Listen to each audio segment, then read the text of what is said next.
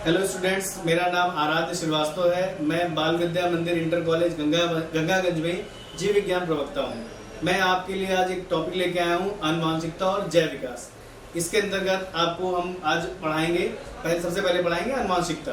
ठीक है, तो आनुवांशिकता की खोज की थी ग्रेगर जॉन मेंडल ने, और ग्रेगर जॉन मेंडल का पहले हम आपको परिचय बताते हैं। नेक्स्ट करिए। ठीक है, तो ग्रेगर जॉन मेंडल का जन्म 1822 में ब्रून शहर में हुआ था, और ये वहां पर एक चर्च में पादरी का काम करते थे। पादरी मतलब जैसे मंदिर में पंडित होते हैं, वैसे ही चर्च में फादर होते हैं। तो ये वहां पर पादरी का काम करते थे ब्रून शहर में, और इनको गार्डनिंग का बहुत शौक था। तो ये गार्डनिंग में नए नए प्रैक्टिकल किया करते थे, नए नए एक्सपेरिमेंट किया करते थे, और उसके लिए इन्होंने क्या किया, अपने चर्च के ही आसपास जो गार्डन बना रखा था उसमें बहुत सारे प्रैक्टिकल किए, और उसी हिसाब से ये आगे की प्रैक्टिकल करते रहते थे लगातार। तब इन्होंने जब प्रैक्टिकल किया तो उसमें इन्होंने क्या किया, मीठी मटर के पौधे को लिया और उससे प्रैक्टिकल किया, और उस प्रैक्टिकल के निष्कर्ष को इन्होंने annual proceeding of the natural history society of Brunn में अपने लेख को प्रकाशित करवाया, अपने एक्सपेरिमेंट को प्रकाशित करवाया। मगर उसी समय इधर चार्ल्स डार्विन ने भी रिसर्च की जीवन संघर्ष की खोज की थी, और वो इतने ज्यादा फेमस हो गए कि इनकी तरफ किसी का ध्यान ही नहीं गया। ठीक है, और उसके बाद ये 1884 में मर गए। इनके मरने के काफी साल बाद मतलब इनकी पूरी खोज जब ये मर गए उसके 16 साल बाद सन 1900 में, ये 1884 में मरे, और उसके बाद सन 1900 में इसकी पुनः खोज की गई, और पुनः खोज करने में मुख्य रूप से भूमिका निभाई ह्यूगो डिब्रीज, एरिक शर्मैक और कार्ल कोरेंस। 3 साइंटिस्ट लोगों ने मिलकर इसको पुनः खोज किया। वो लोग गए और मेंडल के सारे खोजों को उन्होंने प्रैक्टिकल करके देखा, जांचा और माना कि जो मेंडल ने बताया था वो एकदम सही था। ठीक है, नेक्स्ट करिए। अब देखिए अनुवांशिकी का पिता, तो जेनेटिक्स की खोज किसने की थी? ग्रेगर जॉन मेंडल ने की थी, इसीलिए इनको जेनेटिक्स का फादर कहते हैं, फादर ऑफ जेनेटिक्स, यानी अनुवांशिकता के पिता कहते हैं। क्यों कहते हैं? आपको बताया कि उन्होंने अनुवांशिकता की खोज की थी। और इसकी अनुवांशिकता की परिभाषा देखिए क्या होता है, जीव विज्ञान की वह शाखा जिसके अंतर्गत अनुवांशिकी या उसके गुणधर्मों, उसके लक्षणों के बारे में अध्ययन किया जाता है, उसे ही क्या कहते हैं? जेनेटिक्स कहते हैं। फादर ऑफ जेनेटिक्स किसे कहते हैं? मेंडल कहते हैं। अब इसकी जनरल परिभाषा अनुवांशिकता देखिए, पीढ़ी दर पीढ़ी माता पिता के लक्षणों को उनके संतानों में जाने को ही क्या कहते हैं? अनुवांशिकता कहते हैं। और ऐसे लक्षणों को क्या कहते हैं? अनुवांशिक लक्षण कहते हैं। जैसे आपके बच्चों के मन में दिमाग में आता है, आप लोग मन में आता है कि हम लोग अपने मम्मी पापा की तरह लगते हैं, हमारा कुछ भाग चेहरा, आंख, नाक, कान, मुंह मम्मी पापा से मिलता है। तो उसका लॉजिक क्या है? उसका रीजन क्या है? उसका रीजन जेनेटिक्स है, क्योंकि माता पिता के लक्षणों का बच्चों में जाना ही, पीढ़ी दर पीढ़ी माता पिता के लक्षणों को ट्रांसफर करना ही क्या कहलाता है? अनुवांशिकता कहलाता है। और जो लक्षण ट्रांसफर होते हैं उनको क्या कहते हैं? अनुवांशिक लक्षण कहते हैं। नेक्स्ट करिए। ये मैंने आपको परिभाषा बताई, प्रत्येक जीव में ऐसे गुण होते हैं जो पीढ़ी दर पीढ़ी माता पिता से उनके बच्चों में ट्रांसफर होते हैं, उन्हीं को क्या बोलते हैं? अनुवांशिक लक्षण या पैतृक गुण कहते हैं, और इसी संचरण को ही क्या कहते हैं? अनुवांशिकता कहते हैं। क्लियर? नेक्स्ट करिए। अब मेंडल ने मटर के पौधे का चुनाव किया क्योंकि ये आसानी से उपलब्ध हो जाते हैं, इनका जीवन काल अच्छा होता है, ये बहुत ही कम रूप से ये इनमें बहुत सारे विपरीत लक्षण पाए जाते हैं। और मटर की खास बात क्या होती है? ये बाइसेक्सुअल होते हैं, द्विलिंगी होते हैं, आसानी से उग जाते हैं और ये आसानी से अवेलेबल हो जाते हैं। इसलिए मेंडल ने क्या किया? मटर के पौधे का चुनाव किया। नेक्स्ट करिए। अब इन्होंने क्या, मटर का वैज्ञानिक नाम होता है पाइसम सटाइवम, ये सबको पता ही होगा। और पाइसम सटाइवम के इन्होंने 7 लक्षण लिए, उसके बाद इस आधार पर इन्होंने प्रैक्टिकल किया। पहला क्या लिया? प्रभावी लक्षण लिया, दूसरा अप्रभावी लिया। जैसे फली का रंग, मटर की फली का रंग हरा प्रभावी लक्षण है, और पीला क्या है? अप्रभावी लक्षण है। फली की आकृति, प्रभावी लक्षण क्या है? फूली हुई है, और अप्रभावी लक्षण क्या है? पिचकी हुई है, सिकुड़ी हुई है। फिर बीज का रंग क्या लिया? प्रभावी रंग पीला और अप्रभावी हरा। बीज की आकृति गोल, और दूसरा क्या लिया? झुर्रीदार। पुष्प का रंग क्या लिया? बैंगनी कलर का लिया, और दूसरा क्या लिया? अप्रभावी क्या लिया? श्वेत सफेद रंग का लिया। पुष्प की स्थिति अच्छी ली और अप्रभावी ली अग्रस्त ली। और लास्ट में क्या लिया? 7वां, पादप की लंबाई, मतलब एक लंबा हुआ, और दूसरा क्या है? बौना लिया। ये 7 लक्षण मेंडल ने सिलेक्ट किए। नेक्स्ट करिए। अब देखिए इसमें टर्म्स, कुछ इसके टर्म्स हैं, वो आप इंपॉर्टेंट रूप से समझ लीजिए ढंग से। समयुग्मजीय और विषमयुग्मजीय, इंग्लिश में बोलते हैं होमोजाइगस, इंग्लिश में हेटेरोजाइगस। अब होमोजाइगस और हेटेरोजाइगस क्या है पहले समझिए। होमोजाइगस क्या होता है? जब एक ही गुण को व्यक्त करने के लिए जब 2 कारक होते हैं, तो जब ये दोनों कारक समान हो, जैसे कैपिटल टी दोनों समान है, तो उनको क्या बोलेंगे? समयुग्मजीय बोलेंगे।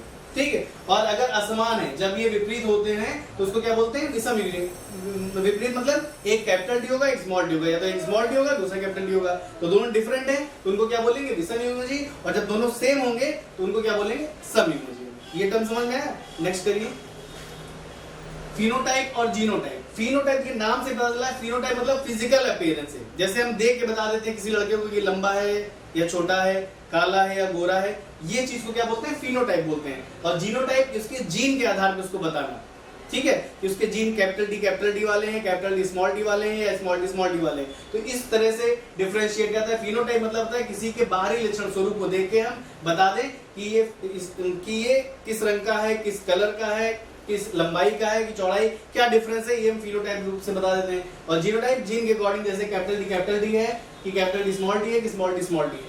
क्लियर। नेक्स्ट करिए, एक संकर संकरण, द्विसंकर संकरण और बहुसंकर संकरण। बहुत सरल सा है टर्म ये, और बहुत इंपॉर्टेंट भी, क्योंकि मेंडल के जो पहले दो नियम थे वो एक संकर संकरण पे आधारित थे। एक संकर संकरण क्या है, जब परस्पर एक विरोधी लक्षण पौधे के बीच हम संकरण कराते हैं, इसको क्या बोलते हैं, एक संकर संकरण कहते हैं। ठीक है, जैसे मेंडल ने पहले नियम में क्या किया था, एक अपोजिट कैरेक्टर लिया था। ठीक, उसके बाद आता है दूसरा पॉइंट, द्विसंकर संकरण।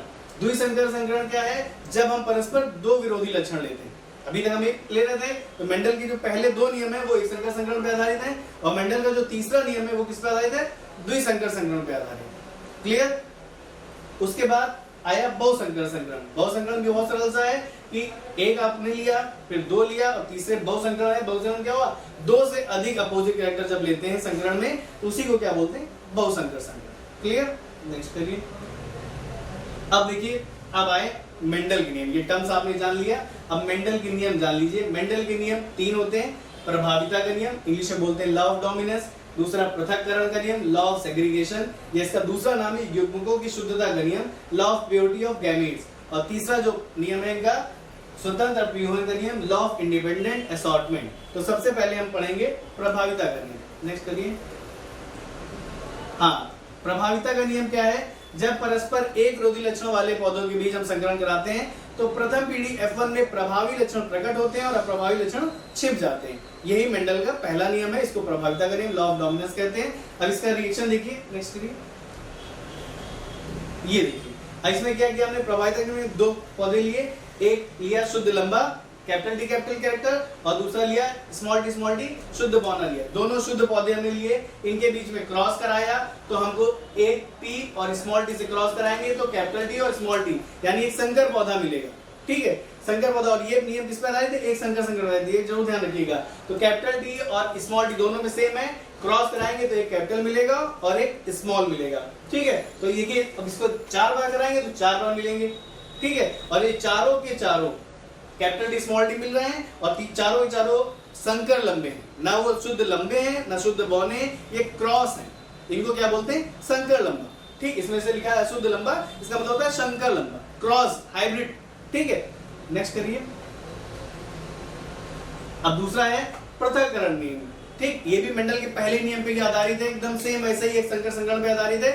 इसमें क्या बताया, जब परस्पर एक विरोधी लक्षण वाले पौधों के बीच संकरण कराते हैं तो प्रथम पीढ़ी में प्रभावी लक्षण प्रकट होते हैं और अप्रभावी लक्षण छिप जाते हैं। ये पहला नियम था। उसी के बाद जस्ट क्या होता है, F2 पीढ़ी में, सेकेंड जनरेशन में क्या होता है, सेकेंड पीढ़ी में क्या होता है, उनका पृथक्करण, युग्मकों का क्या होता है, पृथक्करण हो जाता है। ठीक, इसी को दूसरा नाम ने आपको बताया कि law of purity of gametes क्यों कहते हैं।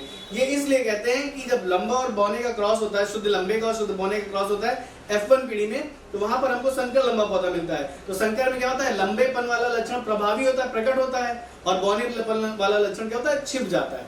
ठीक, तो जब बौने वाला छिप जाता है, जिसका मतलब ये नहीं कि उसमें बौनेपन के लक्षण खत्म हो गए, उसकी प्योरिटी वैसी की वैसी बनी रहती है, और F2 पीढ़ी में लास्ट में हमको शुद्ध बौना फिर से मिलता है। इसीलिए उसको क्या बोलते हैं, law of purity of gametes, युग्मकों की शुद्धता का नियम। इसीलिए कहते हैं कि वो ऐसा नहीं कि संकर पौधे लंबे के साथ रह रहे कि अपनी क्वालिटी खो दिया, ऐसा नहीं होता। वो सेकंड पीढ़ी में उभर के दिखाया था, जैसे फिगर में आपको दिखा रहे हैं। नेक्स्ट करिए, ये देखिए, सेम जैसे हमने पहले किया उसके जस्ट बाद वाला है, जब इनका स्वपरागण कराते हैं। इससे पहले हम आपको बता दें कैपिटल डी और स्मॉल डी क्रॉस कराया तो ये मिला, इसका फिर स्वपरागण हो गया, तो इसका स्वपरागण हम करा रहे हैं कैपिटल टी स्मॉल टी और कैपिटल टी स्मॉल टी से क्रॉस कराया तो ये F1 पीढ़ी थी और ये कौन सी पीढ़ी है, F2 पीढ़ी है। तो F1 पीढ़ी में देखिए क्या होता है, फिर कैपिटल टी मिला हमको, जब इस टी का इस टी से क्रॉस कराएंगे कैपिटल का तो कैपिटल टी मिलेगा, फिर इस कैपिटल टी का स्मॉल टी से क्रॉस कराएंगे तो कैपिटल टी स्मॉल टी मिलेगा। सेम ऐसे ही जब स्मॉल टी का क्रॉस कराएंगे कैपिटल टी से तो कैपिटल टी स्मॉल टी और स्मॉल का स्मॉल से कराएंगे तो स्मॉल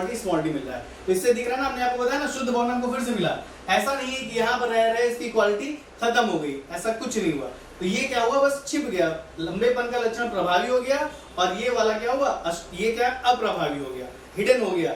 और ये जब सेकंड F2 जनरेशन में आया, जब स्वपरागण हुआ इनका, उसके बाद फिर हमको शुद्ध बॉन्ड मिल गया। इससे ये क्या सिद्ध करता है, युग्मकों की शुद्धता दिखाता है कि युग्मक अभी भी शुद्ध हैं, ऐसा नहीं कि उनकी शुद्धता खत्म हो गई, वो लंबे के साथ रह रहे कि वो भी लंबे हो गए, ऐसा नहीं, वो शुद्ध बॉन्ड हमको फिर से प्राप्त हो गया। अब हमने आपको एक टॉपिक बताया था फिनोटाइप, फिजिकल अपीयरेंस। अब देखिए फिजिकल अपीयरेंस बताइए इसमें कितने लंबे हैं और कितने बॉन हैं। ठीक, अब देखिए ये शुद्ध लंबा है, ये भी लंबा है, ये दोनों संकर लंबे हैं, ये भी लंबे हैं और एक शुद्ध बौना मिला आपको। ठीक, तो 3 लोग मिले, एक आपको ये सब तीनों लंबे हैं और एक बौना है। तो इसका फिनोटाइप क्या होगा, देखने में कितने लंबे हैं, 1 2 3, 3 लंबे हो गए और बौने कितने हैं, 1, ये लिख दिया हमने इसका फिनोटाइप। अब इसका जीनोटाइप अनुपात क्या होता है, जीनोटाइप अनुपात देखिए कैपिटल टी ये कितने हैं, इन चारों में कैपिटल टी कितने हैं, 1, ये हमने लिख दिया 1। कैपिटल टी और स्मॉल टी कितने हैं, 2, कैपिटल टी स्मॉल टी कितने लिख दिया, 2, स्मॉल टी कितने प्राप्त हो रहे हैं, 1। तो इसका जीनोटाइप अनुपात क्या हो रहा है, 1:2:1, 1:2:1। क्लियर समझ में आ गया। फिनोटाइप क्या है, 3 लंबे और एक बौना, और जीनोटाइप क्या है 1:2:1, एक शुद्ध एक पूरा कैपिटल टी यानी शुद्ध लंबा, 2 क्या हुआ संकर लंबे और 1 क्या हुआ शुद्ध बौना। क्लियर। तीसरा नियम, हाँ तीसरा नियम आप देखिए, स्वतंत्र अपव्यूहन का नियम, लॉ ऑफ इंडिपेंडेंट असॉर्टमेंट।